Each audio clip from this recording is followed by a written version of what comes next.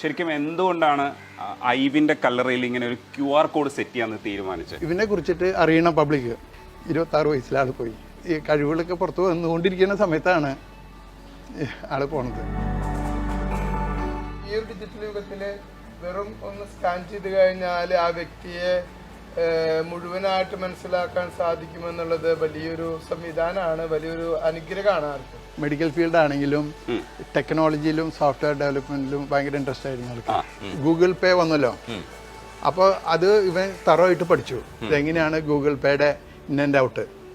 അതിനുശേഷം ഇവനെല്ലാം ഇതിൽ ഈ ടെക്നോളജി യൂസ് ചെയ്ത് തുടങ്ങി.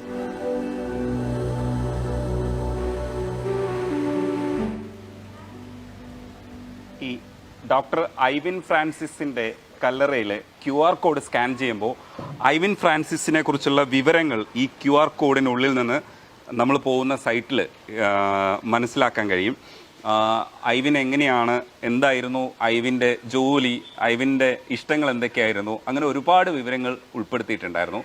ഐവിൻ്റെ അച്ഛൻ ഫ്രാൻസിസ് നമ്മുടെ കൂടെയുണ്ട്. ഒപ്പം ഇവിടുത്തെ ഫാദർ തോമസ് വടക്കൂട്ടും നമ്മുടെ കൂടെയുണ്ട്. നമുക്ക് ഈ ശരിക്കും എന്തുകൊണ്ടാണ് ഐവിന്റെ കല്ലറയിൽ ഇങ്ങനെ ഒരു QR കോഡ് സെറ്റ് ചെയ്യാന്ന് തീരുമാനിച്ചത്? അതായത് ഇവൻ ബേസിക്കലി മെഡിക്കൽ ഫീൽഡ് ആണെങ്കിലും ടെക്നോളജിയിലും സോഫ്റ്റ്വെയർ ഡെവലപ്മെന്റിലും ഭയങ്കര ഇൻട്രസ്റ്റ് ആയിരുന്നു ആൾക്ക്. അപ്പൊ ഇഷ്ടംപോലെ ഡെവലപ്പ് ചെയ്തിട്ടുണ്ട്. അപ്പൊ QR കോഡ് ഇപ്പൊ എല്ലാ ഡോക്യുമെന്റുകളും ഇവൻ QR കോഡ് ലിങ്ക് ചെയ്തിട്ടാണ് സൈറ്റിൽ വെക്കുക. അപ്പൊ ആർക്കെങ്കിലും എനിക്ക് തന്നെ എന്തെങ്കിലും എടുക്കണം എന്ന് വെച്ചാല് ഇവൻ QR കോഡ് അയച്ചു തരും. അപ്പൊ നമ്മൾ സ്കാൻ ചെയ്താൽ ഓൾറെഡി സൈറ്റിൽ പോകും. അപ്പൊ നമുക്ക് ഡൗൺലോഡ് ചെയ്യാൻ എന്ത് വേണമെങ്കിൽ ചെയ്യാം. അങ്ങനെ ഇത് ചെയ്തിരുന്നു. അപ്പൊ ഇവൻ മരണപ്പെട്ടതിന് ശേഷം ഇവന്റെ സിസ്റ്റർ, അതായത് എൻ്റെ മകള്, വെറുതെ ഇങ്ങനെ എല്ലാവരും ജനനം മരണം അങ്ങനെ എഴുതുന്നത് ഒരു ഇവന് ഇൻസൾട്ടാണ് അതുപോലെ തോന്നി. കാരണം ഇത്രയും ടെക്നോളജിയിൽ കഴിവുള്ള പയ്യനല്ലേ. അപ്പൊ അവിടെ എഴുതിയിരിക്കുന്നത് ആ ജനിച്ച ദിവസം, പിന്നെ ഹാർട്ട് ബീറ്റാണ്.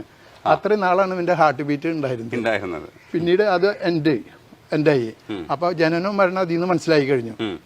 പിന്നെ QR കോഡ്, അത് ഇവനെ കുറിച്ചിട്ട് അറിയണം പബ്ലിക്. അപ്പോൾ ഇവൻ എന്തായിരുന്നു എന്നുള്ളതും ഇവന്റെ എന്താണ് എല്ലാ കഴിവുകളും പബ്ലിക് അറിയണം എന്നുള്ളൊരു ആഗ്രഹം മകൾക്ക് ഉണ്ടായിരുന്നു. കാരണം 26 വയസ്സിലെ ആള് പോയി. 26 വയസ്സിൽ മരിച്ചു. 26 വയസ്സ്. അപ്പൊ എല്ലാം ഈ കഴിവുകളൊക്കെ പുറത്തു വന്നുകൊണ്ടിരിക്കുന്ന സമയത്താണ് ആള് പോണത്. അപ്പൊ അതറിയണം, പബ്ലിക് അറിയണം എന്നുള്ളൊരു ഇത് മകൾക്കുണ്ടായി. കാരണം ഞങ്ങൾ ഇവിടെ ഇല്ല, ഞങ്ങള് മസ്കറ്റിലാണ്. അപ്പൊ ഇവനെ പറ്റി എക്സ്പ്ലെയിൻ ചെയ്യാനായിട്ട് ആർക്കും അറിയില്ല. ആൾക്കാർ വന്ന് നോക്കുക ഇത് ആരാണ് എന്താണെന്നൊന്നും ആർക്കും അറിയില്ല.